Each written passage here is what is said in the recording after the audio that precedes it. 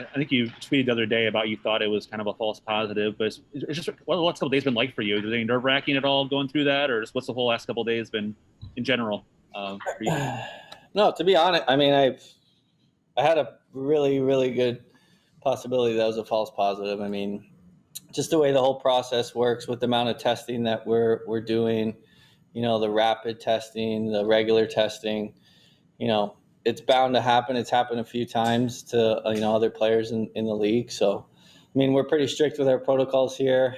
I'm pretty strict with the way I go about my business. So we kind of had a really good sense that it was going to be a false positive, and it turned out it was. I mean, the last couple of days sucked because, you can't skate, you can't go in with the guys, you can't get the treatment that you want, but that's the protocol, and it's to create a safe environment, and just excited to be back.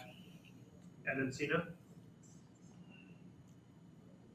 Hey, Steven, just kind of going along with that, getting a false positive, is that just kind of, the protocols are the protocols, and each one, it seems like there's more every day, but going through that, is that just kind of something that it's kind of a part of the business, kind of something you've got to take with all these protocols in place, Yeah, it is what it is in the world that we live in. So, the NHL has spent countless, hours trying to put these protocols together for the safety of us and everyone involved, the training staff, the coaches, you name it, the families. So, it sucks when you get thrown in a situation like that and you have to miss time, but, it's for the safety. You have to look at the bigger picture, and at the end of the day, they're going to get it right. And we did, and here we are.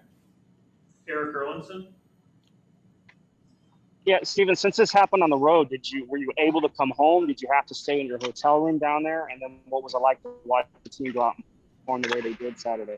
Yeah, you have to, just stay put in quarantine, like I said. So you just have to, the days go by not as fast as you'd like them to, especially when you're, like I said, I was really confident that I was going to be negative, but you still have to wait, for the test results. And then I think you need 2 or 3 in a 48-hour span. So it's certainly, the days go by pretty long, but like I said, it is what it is, and I'm just glad to be back here with the guys. Kaylee Mizell Vargas? Yeah, along those lines, getting back on the ice, how did you feel this morning? Yeah, I felt good, ready to go tonight. So it was, like I said, it's the protocols are there to create a safe environment, and anytime you're not with the guys that you're so used to being around all the time, it's exciting to get back. We'll do 2 more for Steven. Dave Randorf, go ahead. Steven, glad to hear you're okay and healthy.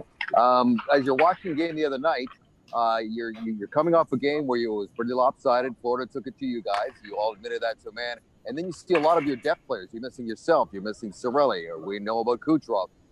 As the captain of this team, tell us how impressed you were with the depth coming through on a big game on Saturday night. Yeah, really impressed. I can't say I'm totally surprised because those guys are really good players. And when given the opportunity, we've seen in the past when guys have been out of the lineup, guys have stepped up and really played well. But I thought, Smitty played really well coming in, not having played a game this year, staying sharp in practice.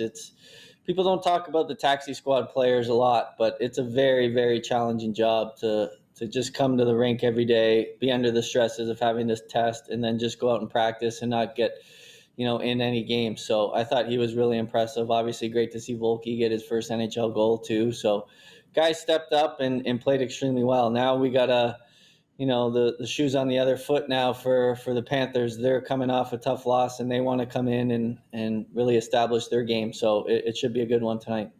Last question, Jay Retcher.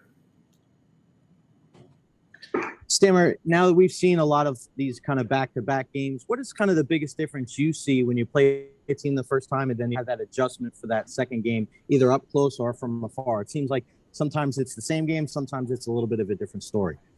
Well, I think it's just which team is going to execute their adjustments the best. We're not used to playing teams, obviously, other than the playoffs, numerous occasions over a short period of time. So that's when you can really start to break down the video, pick up any tendencies. I mean, special teams is huge. That's where you really have to, pay close attention when you're in those meetings, because you're going to see the same setups the next game. So again, whatever team is going to be better at making those adjustments. We made some adjustments after the first game, and I'm sure they're going to make some adjustments after that one. They were really pumped up to play us that first night, not so much our group. So I think we learned our lesson in that regard, and it's going to be a competitive game tonight.